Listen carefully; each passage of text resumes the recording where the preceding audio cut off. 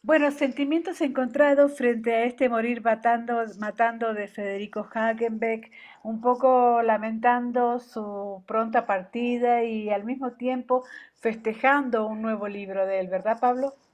Sí, exactamente como lo dices, Mónica, querida, es un asunto muy agridulce, ¿no? Mm. Es por un lado, siempre nos gustó muchísimo trabajar con Paco, este, publicar sus libros, estar hablando con él de sus libros. Entonces, tener la oportunidad de publicar uno más realmente es un privilegio. Es un asunto muy lindo, muy emocionante, muy grato para nosotros, pero al mismo tiempo, pues pues no poder resolver asuntos de la edición con él como siempre lo hacíamos, no poder platicar de la portada, no poder celebrar con él que ya está el libro impreso, y el hecho de que, pues, yo te estoy dando esta entrevista en vez de que te la dé él, ¿no? Claro, es cierto. Entonces, esa combinación es, pues, muy triste, Ujú. pero pues bueno, creo que la parte que no es triste es seguimos trabajando sus libros y seguimos publicándolo, y realmente nos sentimos muy contentos de tener este privilegio y de dar al público lector de una edición bonita de este libro. Entonces, bueno, pues, ¿qué te puedo decir? Es, eh, es lindo y triste a la vez, es feliz y triste a la vez, ¿no? ¿Qué dirías tú de este libro afincado en la obra de Hagenbeck? A mí me parece que los últimos escritores como él, como Álvaro Uribe, en momentos en que están las mujeres de moda, digamos, pasa la narrativa de ellos un poco de lado. ¿Cómo lo ves tú? Bueno, no lo había pensado así. Yo pienso que estoy tratando de pensar en la narrativa de Paco Hagemek y de cómo se había leído. Y creo que se, a ver, Paco trabajaba muchísimo, y eso significa que escribía mucho y publicaba mucho. No somos sus únicos editores por lo mismo, ¿no? Ujú. Pero el hecho de que trabajara mucho significa que tenía una obra que últimamente creció mucho y que fue muy variada. Y creo que esta novela que publicamos ahora es distinta de lo que él había hecho, o digamos del grueso de la mayoría de sus textos. No voy a decir que nunca hablara él de la realidad actual de México, porque sí hablaba de ella, pero sí fue atípico este libro en el sentido de que hablaba de la realidad de México y que hablara de ella sin ninguna cortapisa, ¿no? Es un texto muy Había, crudo, muy crudo. es un texto muy crudo, pero además, por ejemplo, en un libro como El Diablo me obligó, pues es una novela ambientada en México actual, pero que tiene como elemento central de la trama elementos de la literatura de la imaginación, ¿no? Existen los demonios y existe alguien que los captura y que los obliga a publicar. Entonces, que los obliga a como a pelear como en un circo de gladiadores, ¿no?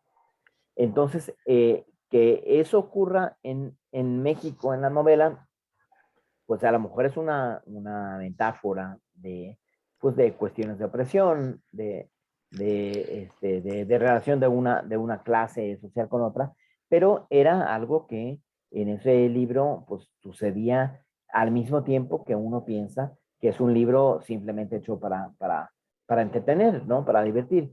Y lo que pasa con Morir Matando es que es un libro que abiertamente y duramente y sin ninguna concesión, se dirige a nuestra realidad, ¿no? Ujú. Y es un libro también para reflexionar. ¿Y tú crees que al ser su libro póstumo él había pensado un poco en que era su último libro y que probablemente quería decir estas cosas? Mira, no te puedo decir nada sobre eso porque, pues bueno, no tenía yo una cercanía con Paco como para decir Claro. que me cuente todo esto. Yo yo sabía que siempre estaba trabajando en muchos proyectos. La última vez que le vi con él me dijo, bueno, tengo un libro que a lo mejor te va a interesar, te lo mando después, quiero trabajar más.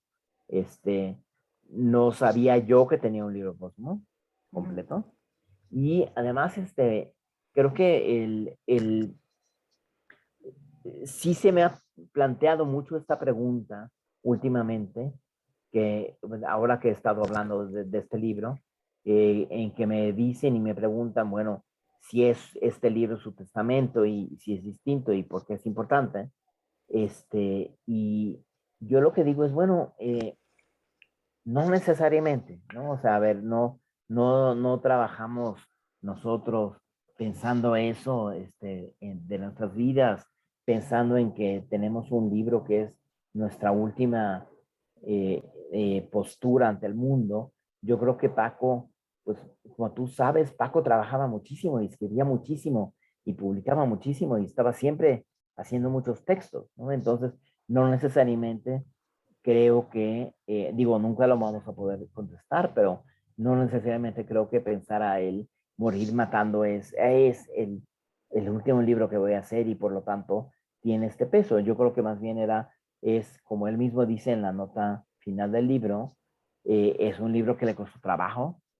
¿Por qué? Porque no estaba acostumbrado a hablar sin ninguna metáfora, sin ningún filtro, como de novela histórica o como de novela de terror. No estaba tan acostumbrado a hablar sobre México y nuestra violencia. Y el libro, pues, trata de eso. Y como él dice, la realidad me alcanzó y me obligó a escribir sobre ella, ¿no?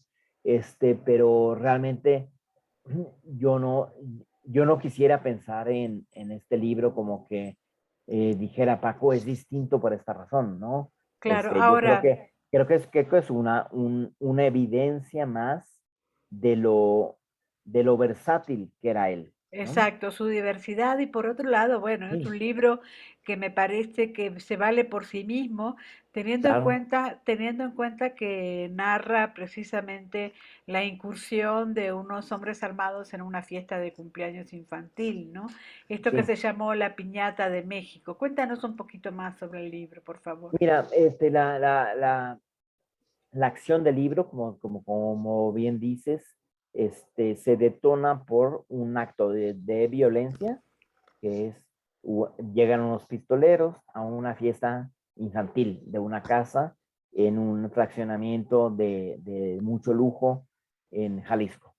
Y entonces, digo, eh, si llegan a una fiesta infantil, significa que pues a quien matan es a los padres, a las madres, a los niños y solo dejan sin pensarlo, pero sobreviven dos personas.